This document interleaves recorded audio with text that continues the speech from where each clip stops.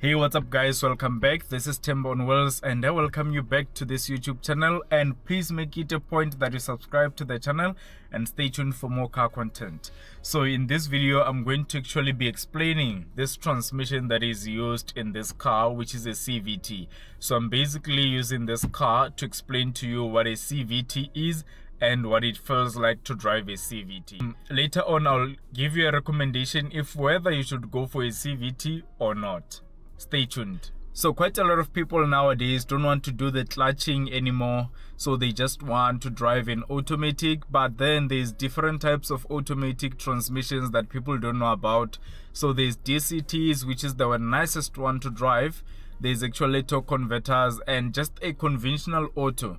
And there's also automated manuals, which is something that is too complicated for my understanding as well.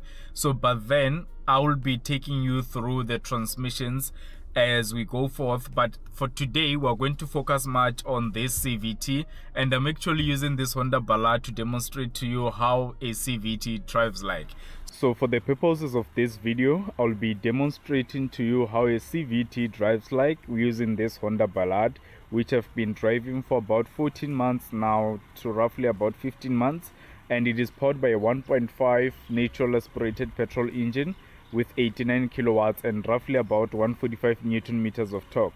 So the 89 kilowatts is quite decent power, and I can't actually complain about it. But where it doesn't perform well is with the torque, because it is a natural aspirated engine. If it was turbocharged, it was actually going to have some decent figure of torque. So by just looking down here, you'll simply tell that this is an automatic transmission, but it is not actually the conventional auto that you normally get in other cars, like, or maybe the DCT torque converter or whatsoever. But in this one, it's a CVT. So in most instances, when people are in the car buying process, they never go into details whether the car has got a CVT, DCT or any other sort of transmission that could be used in the car. But what they focus on mostly is this section here. Is it a manual or an automatic? So this is what people look at mostly, and this is where it all goes wrong. I think a lot of people, if they knew what a CVT is, would not have bought a car that has got this transmission. So you will see for yourself, and I wouldn't actually need to explain a lot for you, but I'm actually going to give you more information about this CVT, and you'll actually see the reasons for yourself why you wouldn't want to buy a CVT, more especially if you are more into how the car drives. Oh, sorry. More especially if you are more into how the car drives. So something like this. So as you can see now, there is no actually changes in gears. So if you look at down there where it's written D, in a conventional automatic you'll normally say D1, D2, D3 up to the last gear that the car has. But in this case, it is just a seamless drive. It gives you that seamless acceleration. There is no change in gears or whatsoever.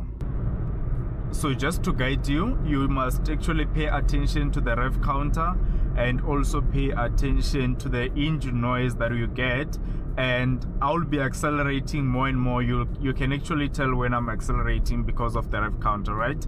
And what's gonna happen is that you get this build up in the engine noise, but the car is not moving like as you would expect in a DCT. So in a DCT, the car will be moving. So now we're just going to be driving to the N1.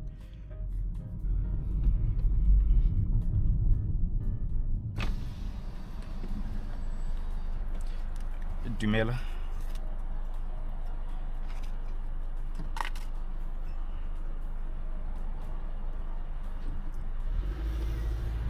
So let me just close the window.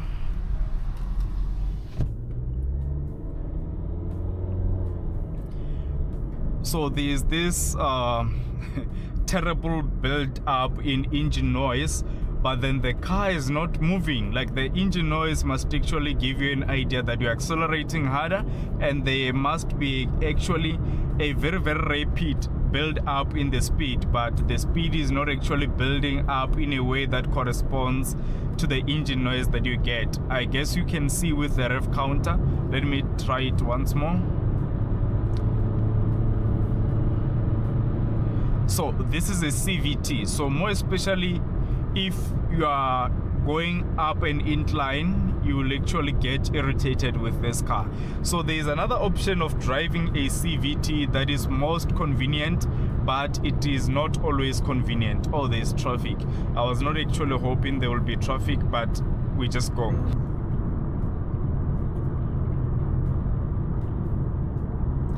So now let's look at some of the benefits of driving a car that has got a CVT transmission. So the first one is fuel efficiency. I can tell you that this car is fuel efficient as compared to the Mazda 3 dynamic individual, the Mazda 3 with a 1.5 liter natural aspirated engine. It is almost the same engine size as this one, and I believe that the two engines were supposed to have almost a similar figure in terms of fuel consumption, but then it is higher in the Mazda 3. So under normal circumstances in the Mazda 3, people will be averaging above 6.5 liters per 100 kilometers, and I think even the claimed average figure in the Mazda 3 is higher. I'll actually put it for you on the screen to see, but in this one you can go as low as 5.5. Let's see. I had actually reset everything here, but at this point I'm still at 10.6 and I've only done 18.5 kilometers. So I've just reset this, and with all those accelerations, it was expected that the fuel consumption will go this high, but under normal circumstances I'll be averaging a maximum of 6.4 liters per 100 kilometers. So that is reason number one: CVTs are fuel efficient.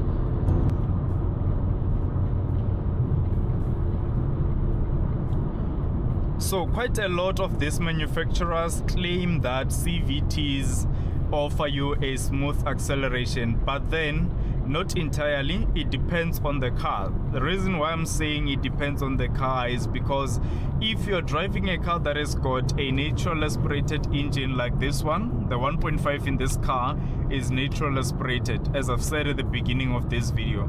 Unlike in cars that have got turbocharged engines, you know it will normally be quiet in the turbocharged engine. You wouldn't get that build up in terms of engine noise and revs and all of that, but then it is actually offering you a smooth acceleration. You get this seamless drive that, you know, you don't actually need to wait for another gear to kick in, and then it is actually nice at some point, but not always. Like when you're going up an incline, that is when you're going to regret buying a car that has got a CVT transmission. So I think that one of getting a smooth acceleration, we will leave it to yourself to decide if whether you feel like it is smooth for you or what. But from my side, I think it depends on the car. The car must have decent power and must also have a turbo. The engine must be turbocharged. Otherwise, if it is not turbocharged, just forget about getting a smooth acceleration.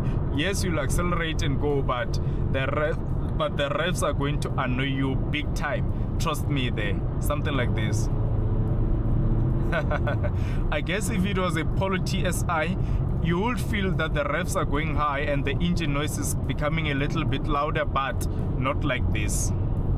So yeah, that is what is boring about a CVT. But then we're still speaking about the benefits of driving a CVT. So it is actually claimed that you get a smooth acceleration, but I think what they mean with the smooth acceleration is that as you accelerate, there is not actually a moment where you feel that the gears are changing. Like in a conventional auto DCT, you'd normally feel that now you are on gear 1 and it will be writing here, like you'll feel the gears changing as you accelerate. But in this case, such a thing is not here. It does not exist in this car. So another thing is that they say it is quiet operation, reducing the noise and the vibration compared to traditional transmissions, which I don't believe is true. You have already seen for yourself what a CVT is capable of. Although to some extent, if you drive like a normal person, I don't mean that I don't drive like a normal person, but yes, when you drive like, you know, so relaxed, not pushing hard on the accelerator, you will actually get to experience this resonance. But a car must not be like this, such that for it to be fine, you have to drive it in this specific way. No, it mustn't actually be like that. So now let's talk about the disadvantages of driving a CVT. Number one is the build up in the engine noise that gets to not be controllable at some point, and the other one is that the durability. There is actually concerns about the durability of CVTs, and I think it could actually be true, because in this car there is not actually a gearbox. It's two pulleys connected by a belt, and as you press, the pulleys open up and do all sort of things to actually transfer torque and power to the wheels. So that is actually what a CVT is, and it's not a car that has got a gearbox. It doesn't have a gearbox, it has a transmission. So a manual and an automatic, like the conventional DCT and others, have got a gearbox where the gears change. But in this case, there is no gearbox. A CVT is simply a system of two pulleys as well as a belt that connects the two pulleys. I don't know if I can be able to get an animation for you guys to see what happens as you drive a DCT, but I'll actually put up a few links on the description below where you can actually watch how a DCT works. I mean, not a DCT, but a CVT. So do check the description below and check the videos that I'm gonna leave for you, in case I don't find an animation for you guys to see in this video. But there is not actually a gearbox in this car. So one other drawback about driving a CVT is that you get limited performance. That is why I said you'll only enjoy driving a CVT if it has got a turbocharged engine, and perhaps even if it doesn't have a turbocharged engine, it has got decent power. So that is actually what can give you good performance in the car. But as of a natural aspirated engine that is actually quite small, little power, you're actually going to struggle with enjoying the car. I think they've put a CVT in the Suzuki Swift. The new Suzuki Swift comes with a CVT, and I actually think that that is a terrible idea, because the car is small in size. I mean, it just got a small engine size, and putting a CVT is actually going to make things worse.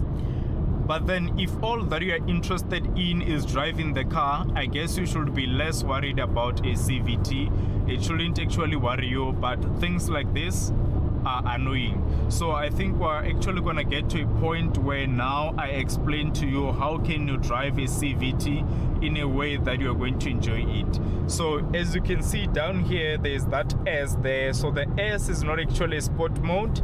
It is actually, I don't know what they call it, but I will just call it a sport, but it is not a sport. So what it does is simply keep gear ratios. Let me just push it back and then you'll see. So now it was on gear 5, sort of like keeping the gear ratio. It kept it at level 5, and now I've actually used the pedal shifters behind the steering wheel to go to 6, and then now I'm at 7, which is the last. So now we are going to drive it in a manual way, in the sense that you know, when you are going up an incline, you'll actually do a gear down, go to the lowest gear possible to actually get that power built up on the wheels and have more torque.